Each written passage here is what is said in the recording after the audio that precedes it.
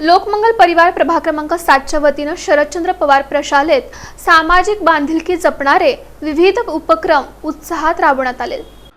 आमदार सुभाष देशमुख यांच्या मार्गदर्शनाखाली कार्यरत लोकमंगल परिवार प्रभाग क्रमांक 7च्या वतीने शरदचंद्र पवार प्रशाला इथं सामाजिक बांधिलकी जपणारे विविध उपक्रम उत्साहात राबवण्यात आले।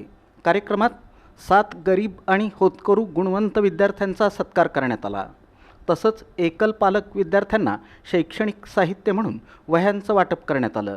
पर्यावरण संवर्धन आणि सामाजिक उत्तरदायित्वाचा संदेश देणाऱ्या एक मूठ धान्य संस्कार या उपक्रमांतर्गत विद्यार्थ्यांनी गहू 422 किलो, तांदूळ 303 किलो, ज्वारी 33 किलो, आटा 1 किलो असं एकूण 758 किलो धान्य संकलित केलं।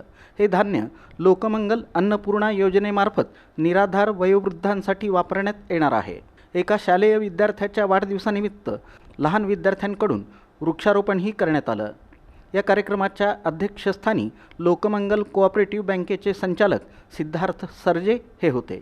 यावेळी शरदचंद्र पवार प्रशालेचे सचिव सुरेश जाधव, संचालिका रेखा सपाटे, प्राचार्य तानाजी माने, मुख्याध्यापिका सुनीता निकम यांची प्रमुख उपस्थिती होती। कार्यक्रमाचं सूत्रसंचालन अविनाश आलदर यांनी केलं, तर आभार लोकमंगल कोऑपरेटिव्ह बँकेचे अधिकारी प्रवीण खरात यांनी मानले।